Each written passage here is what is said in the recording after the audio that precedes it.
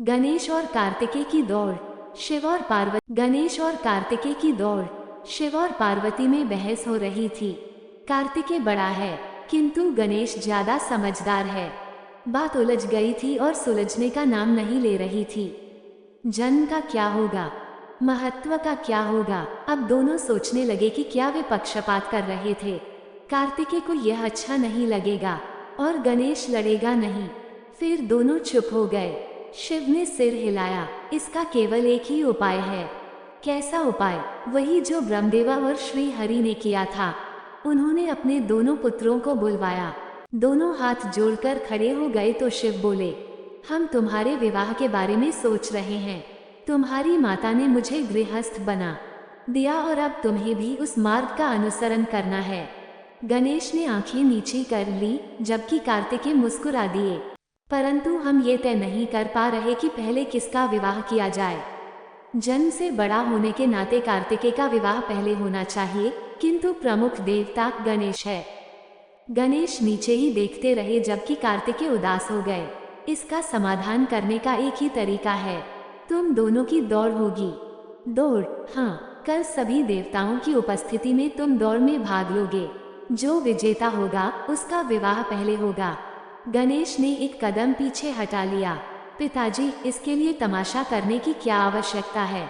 भैया कार्तिकेय आपके ज्येष्ठ पुत्र हैं, इस नाते उनका विवाह पहले होना चाहिए।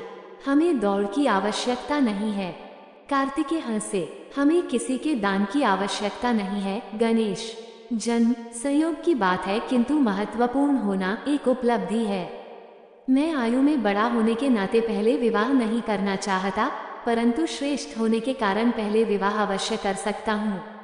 पिताजी का प्रस्ताव उचित है, मुझे इसमें कोई आपत्ति नहीं है और तुम्हें भी नहीं होनी चाहिए। तुम्हें डर लगता हो तो बात अलग है। डर? संभवतः तुम्हें डर है कि मेरा मोर तुम्हारे चूहे से आगे निकल जाएगा। मुझे किसी बात का डर नहीं है, गणेश ने उत्तर दिया। मेरी एकमात्र चिंता यह है कि प्रतियोगिता से प्रायः गहन भावनाएं उभर आती हैं और संबंध बिगड़ जाते हैं। जीतने के लिए कभी कभी व्यक्ति स्वयं को हार जाता है, परंतु यदि आपको लगता है कि आप इन सब से ऊपर हैं, तो हम निश्चित रूप से दौड़ लगा सकते हैं। गणेश ने अपने वाहन की ओर संकेत करते हुए कहा, और वह चूहा नहीं, मूषक है। अगले दिन लगा भोर जल्दी हो गई, मानो सूर्य भी उदय होने को उत्साहित था। सभी देवता भी कैलाश पर एकत्रित हो रहे थे। उन्होंने सुन रखा था कि कैसे पृथ्वी पर मनुष्य मुर्गों की लड़ाई और घोड़ों की दौड़ करवाते हैं। बहुत समय पहले देवताओं ने ब्रह्मा और विष्णु को एक दूसरे के विरुद्ध अग्नि स्तंभ के सिरों का पता लगाने के लिए दौड़ते देखा था। आज वे एक बार फिर उसी तरह की दौड़ का आनंद लेने वाले थे। स्वयं हाशिए पर खड़े होकर दूसरों को प्रदर्शन करते देखने का आनंद। बिना अपने स्थान से हिले और बिना मेहनत किए अधिवृक्क रस का अनियंत्रित प्रवाह। फिर पार्वती ने नियमों की घोषणा की। दोनों प्रतियोगियों को पृथ्वी के 3 चक्कर लगाने होंगे। 3 पूरे चक्कर। वे अपने वाहनों का उपयोग करेंगे और एक दूसरे के मार्ग में बांधा नहीं डालेंगे। जो चक्कर लगाकर पहले लौट आएगा उसे विजेता घोषित कर दिया जाएगा। दौड़ शुरू होते ही लोगों में खुशी की लहर दौड़ गई। जैसे ही कार्तिकेय के मयूर ने आकाश की ओर उड़ान भरी, उनकी खुशी दुगुनी हो गई। वे पृथ्वी के ऊपर पहुंच गए थे और उन्होंने चक्कर लगाने शुरू कर दिए। मयूर के नीले, हरे और सुनहरे रंग के पंख तारों की तरह झिलमिला रहे थे। उसका स्वर शून्य में गूंज रहा था। कार्तिकेय अपने वाहन के साथ समवेत हो गए थे। ऐसा लग रहा था मानो एक शानदार संकर भूलोक की परिक्रमा कर रहा था और अपने पीछे विजय पथ के चिन्ह छोड़ता जा रहा था। आने वाली पीढ़ियां जिसकी प्रशंसा करेंगी। गणेश, विष्णु ने कहा। गणेश को देखो। गणेश अभी कैलाश से निकले भी नहीं थे।